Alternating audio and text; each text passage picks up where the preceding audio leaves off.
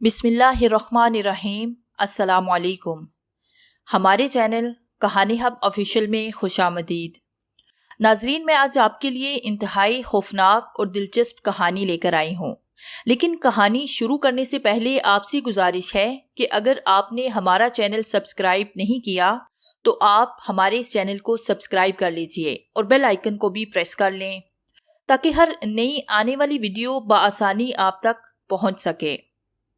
आसिफ जब अपने घर में दाखिल हुआ तो उसने अपनी बीवी नगीन को दरवाजे पर ही बदहासी के आलम में अपना मुंतजिर पाया। आसिफ उस वक्त काम से वापस आया था।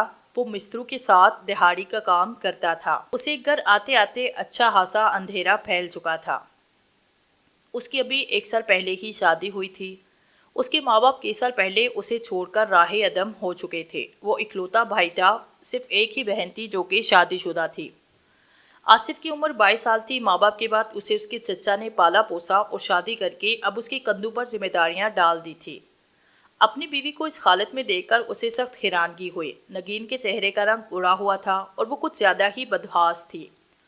वो जैसे ही घर में दाखिल हुआ, नगीन उससे लिपट गई और सिसकने लगी। बीवी के इस तरह के अमल ने उसके दिल में तरह तरह के वसवसे और बातें डालना शुरू कर दी। उसने झट पूछा, नगीन क्या हुआ? खैर तो है ना? तुम रो क्यों रही हो? मुझे बताओ हुआ क्या है? मगर उसकी बीवी सिर्फ उससे लिपटी रोई जा रही थी। इससे पहले ऐसा कभी ना हुआ था। दोनों का आपस में कभी झगड़ा तक नहीं हुआ था। वो हंसी खुशी जिंदगी गुजार रहे थे। मगर आज जैसा उसने सोचा ज़रूर कोई अहम बात होगी। उसने इस्तफसार किया तो नगीन ने उंगली का इशारा अपने घर के कमरे की जानिब किया और डरते हुए बोली। वो कमरे में खौफ के मारे उस पर जैसे कपकपाहट ताड़ी थी और उसकी वजह से उसके मुंह से सही अल्फाज भी अदा नहीं हो रहे थे। आसिफ ने हैरानगी से कमरे की तरफ देखा जिसकी जानिब नगीन ने इशारा किया था। तमाम घर में अंधेरा था क्योंकि उस जगह बिजली नहीं थी। आसिफ के जहन में कई बातें आई। उसने जल्दी से कमरे की जानिब कदम बढ़ाया मगर उसकी बीवी ने उसका हाथ पकड़ा और तेजी से बोली, नहीं उधर मत जाना। क्या मतलब? क्यों न जाऊं उधर? और मुझे बताओ तो सही हुआ क्या है आखिर? ना तो मुझे कुछ बता रही हो ना कमरे में जाने दे रही हो। आखिर ऐसा है क्या उधर? वो मैं खाना पका रही थी कि मुझे याद आया कि सालन में धनिया भी डालना है और मैं धनिया लेने कमरे में गई तो मुझे कमरे में जाकर वैसी खुशबू महसूस हुई जैसे कि मुर्दे के जिस्म और कफन पर डाली जाती है। मैं सख्त हैरान हुई। खुशबू बड़ी वाज़ेह थी और ऐसे महसूस हो रही थी कि जैसे अंदर कमरे में अभी अभी किसी को कफन देकर उसे खुशबू से नहलाया गया हो। मैं इसे वहम का नाम भी नहीं दे सकती क्योंकि खुशबू मुझे बराबर आती रही। मैंने जैसे ही धनिये वाला डब्बा उठाना चाहा तो मुझे ऐसी आवाज़ सुनाई दी जैसे कि या तो कोई चारपाई पर बैठा हो या फिर उठा हो, क्योंकि हमारी जो चारपाइयाँ हैं उन पर बैठने या खड़ा होने पर वो आवाज़ देती हैं। बस उसी ने मुझे खौफ महसूस दिलाया और मैं भागती हुई यहाँ आ गई। नगीन ने उसे जब तफसील से आगाह किया तो उस लम्हे खौफ की एक सर्द लहर उसकी रीढ़ की हड्डी में सुरायत कर गई। उसे अपनी बीवी पर एतबार था। वो हमेशा बात को पढ़कर ही बोलती थी। उसे भी अंधेरे से डर सा महसूस हुआ मगर यकदम उसने सारे डर को ख़त्म किया और बीवी को दिलासा देते हुए बोला, इतनी सी बात पर तुम डर गई? कुछ भी नहीं, यहाँ तुम्हें सिर्फ वहम हुआ है और वैसे भी तुम चूँकि घर में अकेली रहती हो इसीलिए अक्सर औकात ऐसा हो जाता है। और तुम्हें एक ख़ास बात बताऊं, ये जो तुम हर वक्त खौफनाक कहानियों के रिसाले पढ़ती हो ना, ये सब उन्हीं का किया धरा है, समझी? अब चलो शाबाश, मुझे पानी दो, सख्त प्यास लगी है। आसिफ की इस बात पर नगीन को शर्मिंदा होना पड़ा क्योंकि वाकई वो खौफनाक कहानियों वाले रिसाले बड़े शौक से पढ़ती थी। आसिफ के आने से उसके जहन में जो डर था वो ख़त्म हो गया और वो उसके लिए घड़े से पानी लेने चली गई। आसिफ कमरे में दाखिल हुआ तो उसे किसी बू का एहसास न हुआ। वो काफ़ी देर तक कमरे में खड़ा रहा। फिर अपनी बीवी से बोला, मुझे तो कोई बू महसूस नहीं हो रही। कहाँ गई वो मुर्दों वाली बू? नगीन कमरे में आई। उसने सूंघा तो उसे भी कोई बू महसूस न हुई। वो सख्त हैरान हुई मगर फिर मजीद शर्मिंदगी से बचने के लिए उसने आसिफ से कहा, मुझे भूख लगी है, आओ खाना खाते हैं। और वो दोनों खाने पर जुट गए।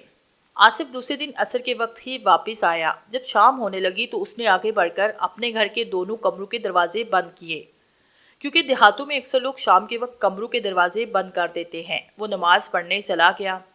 मगरिब की नमाज पढ़कर वो घर आया और किसी काम से कमरे में दाखिल हुआ तो अचानक उसकी नाक में अजीब सी खुशबू ओद कर आई। اس نے تیزی سے سونگھا تو اسے محسوس ہوا کہ یہ تو خوشبو وہی ہے جو مردے کے کفن پر لگاتے ہیں۔ خوشبو بڑی واضح تھی اور نگین نے بالکل سچ کہا تھا۔ اس نے تیزی سے کمرے کا دروازہ بند کر دیا۔ وہ سخت پریشان ہو گیا۔ وہ کافی عرصے سے اس گھر میں تھا، اس کے والدین بھی اسی گھر میں انہی کمروں میں رہے تھے، مگر کبھی بھی ایسا کچھ نہ ہوا تھا، تو پھر اب ایسا کیوں ہو رہا تھا؟ اسے پریشانی کے ساتھ ساتھ خوف بھی لاحق ہو گیا۔ اس نے سوچا کہ اسے ضرور کسی اللہ والے سے اس بابت مشورہ کرنا چاہیے، ورنہ ہو سکتا ہے کہ اس کو کوئی خطرہ لاحق ہو جائے۔ اس نے اس قسم کے کئی قصے سن رکھے تھے۔ بہرحال وہ جتنا سوچتا گیا اتنا ہی الجھتا گیا۔ کھانا کھانے کے بعد وہ مزید تسلی کے لیے کمرے میں آیا تو اب اسے کوئی بھی خوشبو محسوس نہ ہوئی۔ اس نے کئی بار زور زور سے سونگھا مگر خوشبو ہوتی تو محسوس ہوتی۔ وہ اس اجنبی پر سخت حیران ہوا۔ شام کو اس نے واضح خوشبو سونگھی تھی مگر اب نہیں تھی، اور کل نگین نے اسے شام کے بعد اسی ٹائم کا بتایا تھا جس ٹائم اسے آج محسوس ہوئی تھی۔ اسے اتنا تو پتہ چل گیا کہ خوشبو اس وقت آتی ہے جب اندھیرا مکمل پھیل جاتا ہے اور پھر کچھ دیر کے بعد خوشبو آنا بند ہو جاتی ہے۔ مگر سوال یہ تھا کہ یہ خوشبو آخر آتی کیوں ہے اور چند لمحے کے لیے کیوں ہوتی ہے، پوری رات کے لیے کیوں نہیں اور صرف اسی وقت کیوں؟ اس کی ضرور کوئی نہ کوئی بڑی وجہ ہوگی۔ اس نے سوچا، مجھے مزید دیر کیے بنا اس مسئلے کو حل کرنا ہوگا۔ اسے یاد آیا کہ جس مدرسے میں وہ کام کرنے جاتا ہے اس مدرسے کے امام صاحب کافی نیک اور اس قسم کے کاموں کے ماہر ہیں۔ کام کے دوران وہ کئی مزدوروں سے اس قسم کی کچھ باتیں بھی سن چکا تھا۔ ضرور وہ اس مسئلے کو حل کریں گے۔ رات اس نے کانٹوں پر گزاری۔ صبح اس نے کام پر جاتے ہوئے مستری کو راہ میں مکمل تفصیل سے آگاہ کیا تو مستری نے بھی اسے وہی مشورہ دیا کہ تم جیسے ہی پہنچو اسی وقت قاری صاحب سے مشورہ کر لینا۔ آصف جیسے ہی مدرسے میں پہنچا باقی مزدور اور مستری تو کام کی سیٹنگ کرنے لگے، مگر وہ سیدھا مدرسے سے ملحقہ مسجد میں چلا گیا۔ وہاں بچے پڑھتے بھی تھے۔ اس نے ایک بچے سے قاری صاحب کا پوچھا تو اس نے بتایا کہ وہ کسی کام سے گئے ہوئے ہیں، 1 گھنٹے میں آ جائیں گے۔ تو اس نے سوچا جب قاری صاحب آ جائیں گے تو ان سے بات ہوگی۔ ٹائم گزرتا گیا، پھر کھانے کے لیے کام بند کیا گیا۔ کھانا آرام سے کھانے کے بعد وہ سیدھا قاری صاحب کے پاس گیا جو کہ اپنے کمرے میں موجود تھے۔ کمرے کے دروازے پر اس نے چپل اتاری اور اجازت لے کر کمرے میں داخل ہوا۔ سامنے دوسانو ہو کر بیٹھ گیا۔ ہاں بولو، کیا بات ہے؟ قاری صاحب نے دریافت کیا۔ قاری صاحب، دراصل میں ایک کام سے حاضر ہوا ہوں۔ کون سا کام؟ قاری صاحب، کچھ پراسرار مسئلہ ان دونوں ہمارے گھر میں رونما ہوا ہے، اس لیے آپ سے مدد لینا تھی۔ پراسرار مسئلہ؟ قاری صاحب نے چونکتے ہوئے کہا، کیا مسئلہ ہے؟ پھر آصف نے انہیں تفصیل سے تمام بات سے آگاہ کیا جو نگین اور اس کے ساتھ پیش آیا تھا۔ قاری صاحب نہایت توجہ اور دھیان سے اس کی باتیں سنتے رہے۔ جب آصف نے انہیں باتوں سے آگاہ کیا تو وہ بولے، تو یہ بات ہے۔ جی قاری صاحب، ہم بہت پریشان ہیں۔ میں چونکہ گھر پر اکثر اوقات نہیں ہوتا اور بیوی اکیلی ہوتی ہے، اس لیے مجھے ڈر ہے کہ کہیں اکیلے میں اس کے ساتھ کوئی مسئلہ نہ بن جائے۔ اس لیے مجھے مستری نور احمد نے آپ کا بتایا اور میں امید لے کر آپ کے پاس آ گیا۔ قاری صاحب، ہمیں اس پریشانی سے نجات دلائیں، ہم پر آپ کا یہ احسان ہوگا۔ آصف نے عاجزی سے کہا، تم فکر مت کرو، انشاءاللہ اس مسئلے کا حل نکل آئے گا۔ لیکن اس سے پہلے مجھے یہ معلوم کرنا ہے کہ آیا گھر میں جنات ہیں یا کوئی تعویذ وغیرہ، اور تم نے جو خوشبو کا ذکر کیا وہ اکثر اوقات کالے جادو کی کارستانی ہوتی ہے۔ آصف یہ سن کر دنگ رہ گیا۔ اسے اچانک پریشانی نے آ گھیرا۔ اس کا دل بیٹھنے لگا، اس کا منہ لٹک گیا۔ کالے جادو کے بارے میں اس نے کئی باتیں سن رکھی تھی جنہیں ذہن میں دہراتے وقت وہ خوف سے لرز رہا تھا۔ قاری صاحب نے اس کے لٹکتے ہوئے منہ کو دیکھ کر کہا، آصف، اتنی جلدی کالے جادو کا اثر نہیں ہوتا، اسے اثر کرنے میں ٹائم لگتا ہے۔ شکر کرو کہ تم وقت پر آ گئے۔ اب تم ایسا کرو کہ جب جہاں سے جانا تو آدھا پاؤ گوشت لیتے جانا۔ جب رات سوتے لوگو تو اس کمرے میں جہاں یہ شکایت ہے کسی خالی پلیٹ میں رکھ دینا اور پھر کمرے کا دروازہ بند کر کے سو جانا۔ رات کو اس کمرے میں بالکل مت جانا۔ صبح اٹھ کر کمرے میں دیکھنا، اگر گوشت اسی طرح پڑا ہے جیسے تم نے رکھا ہے تو پھر اس کا یہ مطلب ہے کہ گھر میں جنات نہیں، کوئی اور مسئلہ ہے۔ اگر گوشت غائب ہوا اور خالی پلیٹ پڑی ہو تو پھر اس کا مطلب یہ ہے کہ جنات ہیں۔ ٹھیک ہے، اب تم جاؤ، چیک کرو، اور ہاں، نماز کی خاص پابندی کیا کرو۔ آصف نے تمام باتیں ذہن نشین کی اور قاری صاحب سے اجازت لے کر کمرے سے باہر آیا اور کام پہ لگ گیا۔ شام کا ٹائم اس نے جیسے تیسے کر کے پاس کیا۔ جب کام سے چھٹی ہوئی اس نے گھر آتے ہوئے بازار سے پاؤ گوشت لیا، آدھا اپنے پکانے کے لیے اور آدھا کمرے میں رکھنے کے لیے۔ گھر آ کر اس نے اپنی بیوی کو ساری داستان بتائی۔ رات کا کھانا کھا کر اس نے ڈرتے ڈرتے گوشت خالی پلیٹ میں رکھ کر کمرے میں ایک جگہ میز پہ رکھا اور دل میں ہزار سوچے لیے سو گیا۔ سویرے آنکھ کھلتے ہی وہ کمرے میں آیا۔ اس نے پلیٹ کی طرف دیکھا تو اس کے ہوش اڑ گئے۔ پلیٹ میں ذرا بھر بھی گوشت نہ تھا اور خالی پیٹ اس کا منہ چرا رہی تھی۔ اس نے خوفزدہ انداز میں کمرے میں ایک گہری نظر دوڑائی اور پلیٹ اٹھا کر باہر آ گیا۔ اس نے اپنی بیوی کو پریشان کرنا مناسب نہ سمجھا اور اسے بہانہ کر دیا کہ ہو سکتا ہے کہ بلی وغیرہ گوشت کھا گئی ہو، کیونکہ گوشت کو ہم نے ایسے ہی رکھ دیا تھا۔ اس نے مزید تسلی کے لیے بیوی سے کہا کہ ایک مرتبہ گوشت غائب ہونے سے وہ کوئی رائے قائم نہیں کر سکتا۔ آج چونکہ جمعہ ہے اور کام سے چھٹی ہے، اس لیے میں قاری صاحب کے پاس نہیں جاؤں گا، بلکہ آج رات پھر گوشت رکھوں گا اور ایسی جگہ رکھوں گا جہاں بلی وغیرہ پہنچ نہ سکے۔ اگر اگلی صبح بھی یہی حال ہوا تو پھر ہفتے کو ویسے بھی کام پر جانا ہے، لہٰذا میں قاری صاحب کو بتاؤں گا۔ یہ سن کر بیوی مطمئن ہو گئی، مگر سارا دن آصف کے دماغ میں بے شمار پریشانی اور وسوسے بنتے اور بگڑتے رہے۔ شام میں وہ پھر گوشت لایا اور ایک قدرے اونچی جگہ پر پلیٹ میں ڈال کے رکھ دیا۔ صبح جب اٹھا اور کمرے میں آیا تو پلیٹ اوندھی پڑی تھی اور گوشت غائب تھا۔ اس نے پھر اسے بلی کا کرشمہ کہا، کیونکہ اس کا خیال تھا کہ اگر واقعی جنات اسے کھاتے تو پلیٹ تو ادھر ہی رہتی۔ جنات کے لیے کوئی کام مشکل ہے بھلا؟ ہفتے والے دن میٹیریل نہ ہونے کی وجہ سے وہ کام پر نہ جا سکے۔ شام کو وہ پھر گوشت لایا، اسی طرح کمرے میں رکھا۔ رات کا نہ جانے کون سا وقت تھا جب اس کی آنکھ ایک کھٹکے سے کھلی۔ اسے ایسے لگا کہ جیسے اس کی چارپائی کے نیچے سے کوئی چھوٹی بکری گزری ہے۔ اس نے تیزی سے نیچے جھک کر دیکھا، مگر وہاں بکری تو کیا، بکری کا سایہ بھی موجود نہ تھا۔ اس نے تیزی سے ادھر ادھر گردن گھمائی، مگر کچھ بھی نہ تھا۔ چاند کی چاندنی میں اسے ہر چیز واضح دکھائی دے رہی تھی۔ وہ حقیقت میں ڈر گیا۔ اس کا دل زور زور سے دھڑکنے لگا۔ اس کے دماغ میں خوف کا سحر سانے لگا۔ اس نے اپنی بیوی کو دیکھا جو بڑے آرام سے چارپائی پر سو رہی تھی۔ وہ تیزی سے اٹھا اور گڑھے میں سے پانی گلاس میں انڈیل کر ایک ہی سانس میں پی گیا۔ چند لمحے وہ اس واقعے پر غور کرتا رہا۔ کسی بھی حالت میں اسے وہ وہم کا نام نہیں دے سکتا تھا، کیونکہ اس نے جاگتی آنکھوں سے بکری کے بچے کو دیکھا تھا کہ اچانک چارپائی کو اوپر اٹھتا ہوا دیکھا، پھر چارپائی نیچے آ گئی۔ اس کا دل حلق میں آ گیا اور پسینہ اس کے ماتھے پر نکل آیا۔ اس سے پہلے ایسا کبھی بھی نہ ہوا تھا۔ اب اسے یقین ہو گیا تھا کہ گوشت کا غائب ہونا اس بات کی دلیل ہے کہ واقعی اس کمرے میں کوئی آسیب موجود ہے۔ ابھی وہ انہی سوچوں میں گم تھا کہ اچانک اس کی بیوی والی چارپائی 3 سے 4 فٹ اوپر ہوا میں بلند ہوئی اور تیزی سے ہوا میں ہی الٹ گئی۔ اس کی بیوی دھڑم سے زمین پر گری تو ایک بھیانک چیخ اس کے منہ سے نکلی۔ وہ تیزی سے بیوی کی جانب لپکا۔ چارپائی ابھی تک فضا میں اسی طرح معلق اور الٹی ہوئی تھی۔ اس نے تیزی سے بھاگ کر بیوی کو زمین سے اٹھایا اور ایک جھٹکے سے چارپائی سے دور لے آیا۔ اس کی بیوی نے ایک فلک شگاف چیخ ماری اور اس سے لپٹ گئی۔ وہ رونے لگی۔ اچانک چارپائی دھڑم سے زمین پر گری تو ان دونوں کے منہ سے چیخ نکلی۔ آصف نے بیوی کو اٹھایا اور تقریباً دوڑتا ہوا مکان کے دروازے سے باہر آ گیا۔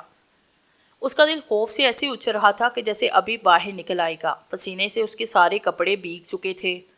وہ بری طرح سے ایسے ہانپ رہا تھا کہ جیسے وہ میلوں کا سفر دوڑ کر طے کر کے آیا ہو۔ اس کی بیوی کا حال بھی اس سے کچھ مختلف نہ تھا۔ وہ تھر تھر کانپ رہی تھی۔ اس کی پھٹی پھٹی نگاہیں دروازے کی جانب مرکوز تھی۔ اچانک ان کو برتنوں کے گرنے کی آوازیں سنائی دینے لگی۔ برتنوں کے گرنے کی آواز خاصے بلند تھی اور برتن ایسے گر رہے تھے کہ جیسے انہیں کوئی جان بوجھ کر زمین پر پٹک رہا ہو۔ آصف نے بیوی کا ہاتھ پکڑا اور اسے مکان سے دور لے آیا۔ اس کے کانوں میں برتنوں کے ٹوٹنے کی ہلکی ہلکی آوازیں اب بھی آ رہی تھی۔ خوف سے وہ ہونچکا رہ گئے۔ ان کی زبان جیسے گنگ ہو گئی۔ آؤ چچا کے گھر چلتے ہیں۔ آصف کے منہ سے بمشکل یہی الفاظ ادا ہوئے اور وہ نگین اس سے چمٹ کر چلانے لگی۔ وہ بار بار پیچھے مڑ مڑ کر دیکھ رہے تھے۔ تھوڑی دیر کے بعد وہ اپنے چچا کے گھر کے پاس تھے۔ وہ تیزی سے گھر میں داخل ہوئے۔ ان کی بدحاسی دیکھ کر گھر والے گھبرائے اور پھر چچا بولے، آصف بیٹا تم اس وقت، نگین کیا ہوا، خیریت تو ہے نا؟ یہ سن کر نگین رونے لگی اور چچی کے گلے لگ گئی۔ نگین بیٹا کیا ہوا، خیریت تو ہے نا؟ اتنی رات گئے؟ چچی اس کی پیٹھ پر تھپکی دیتے ہوئے اسے دلاسا دینے لگی۔ کہیں تمہارا آپس میں جھگڑا تو نہیں ہوا؟ اب کی بار اس کے چچا نے اس سے پوچھا تو آصف بولا نہیں چچا، ایسی کوئی بات نہیں۔ پھر کیا بات ہے بیٹا، کچھ بتاؤ تو صحیح۔ اتنے میں آصف کے چچا زاد اٹھ گئے اور وہ بھی ان کو اس وقت اور نگین کو روتا دیکھ کر فکر مند ہوئے اور ان کے ارد گرد آنکھیں ملتے ہوئے بیٹھ گئے۔ سب نے ان سے اس وقت آنے کی وجہ پوچھی تو آصف نے الف سے لے کر یہ تک انہیں سب کچھ بتایا۔ یہ سن کر سب سکتے میں آ گئے۔ چچی نے آصف کو ڈانٹا کہ تم نے ہمیں پہلے کیوں نہ بتایا، اگر تم لوگوں کو کچھ ہو جاتا تو پھر؟ چچا نے آصف سے کہا صبح ہی صبح ہم قاری صاحب کے پاس آئیں گے۔ رات سکون سے گزر گئی۔ صبح کی نماز پڑھ کر چچا اور آصف قاری صاحب کے پاس منہ اندھیرے پہنچ گئے۔ قاری صاحب اس وقت ناشتہ کر رہے تھے۔ ناشتے سے فارغ ہو کر قاری صاحب نے ان سے اتنی صبح آنے کا مقصد پوچھا تو آصف نے انہیں بتایا آپ نے مجھے گھر میں گوشت رکھنے کا کہا تو میں نے لگاتار 3 دن گوشت رکھا۔ 2 دن تو میں یہ سمجھا کہ شاید کوئی بلی وغیرہ کھا گئی ہو، کیونکہ ہمارے گھر اکثر بلی بھی آتی ہے۔ پھر تیسرے دن رات کو 12 بجے کے بعد یہ واقعہ پیش آیا اور پھر اس نے سارا واقعہ سنایا۔ تم نے غلطی کی کہ متواتر 3 دن گوشت رکھا، اس سے جنات مشتعل ہو گئے اور انہوں نے یہ خال کیا۔ شکر کرو کہ تم لوگ وہاں سے بھاگ گئے، ورنہ تمہیں کوئی نقصان کا اندیشہ تھا۔ اب معاملہ واقعی بگڑ گیا ہے، تم گھبراؤ نہیں، انشاءاللہ میں تمہاری مدد کروں گا۔ تم لوگ تھوڑی دیر بیٹھو، میں ساتھ چلتا ہوں۔ جی ٹھیک ہے، اس کے چچا نے کہا۔ کافی نیک انسان ہے اور تم یہی کام کرتے ہو نا؟ جی چچا، آصف بولا۔ تھوڑی دیر کے بعد قاری صاحب اپنی موٹر سائیکل پر اور وہ اپنی موٹر سائیکل پر واپس گھر کی طرف چل دیے۔ آدھے گھنٹے کے بعد وہ آصف کے گھر کے پاس تھے۔ قاری صاحب نے آصف سے آصف والے کمرے کے بارے میں پوچھا اور ان سے کہا دونوں ٹھیک 2 گھنٹے کے پاس آپ مجھ سے ملنا۔ اب آپ لوگ جائیں، مجھے پڑھائی کرنے میں 1.5 گھنٹہ لگے گا اور انشاءاللہ تمام حالات قابو میں آ جائیں گے۔ آصف نے اس کمرے کی نشاندہی کی اور وہ چچا کے گھر چلے گئے۔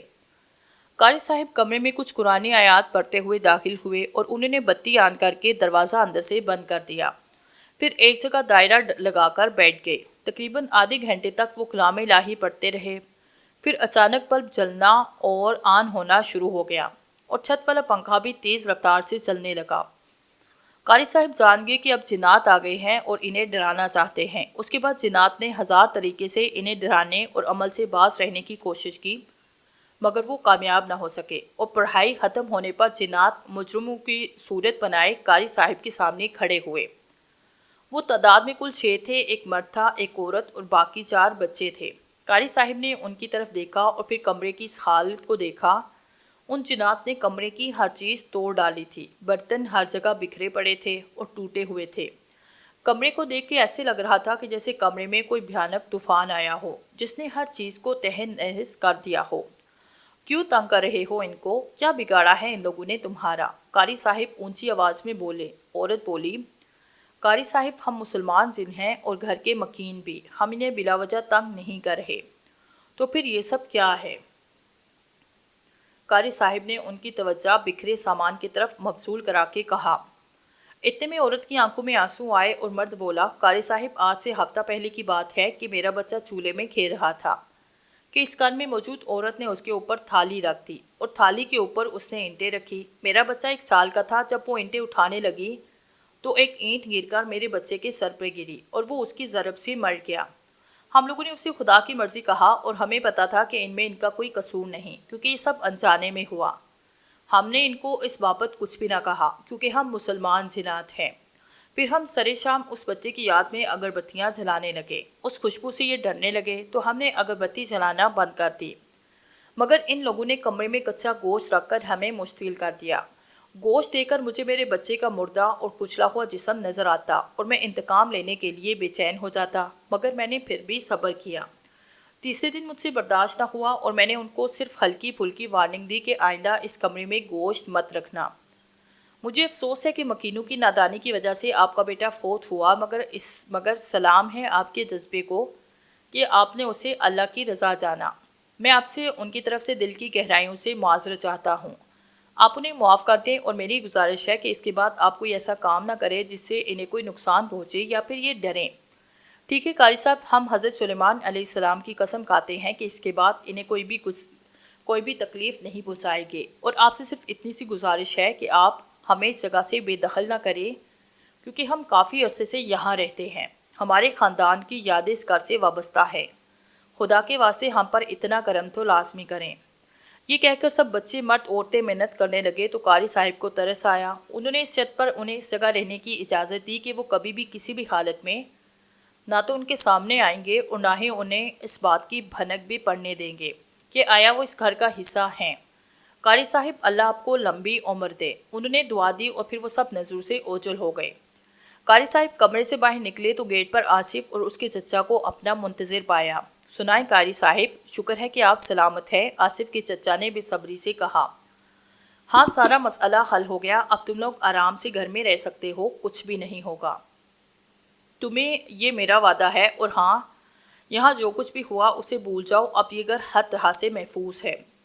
قاری صاحب آصف کو تسلی دے کر اور خوشخبری سنا کر چل دیے۔ اس کے بعد آصف اور اس کی بیوی اس گھر میں رہنے لگے، مگر کبھی بھی ان کے ساتھ کوئی بھی ایسا ویسا واقعہ پیش نہ آیا۔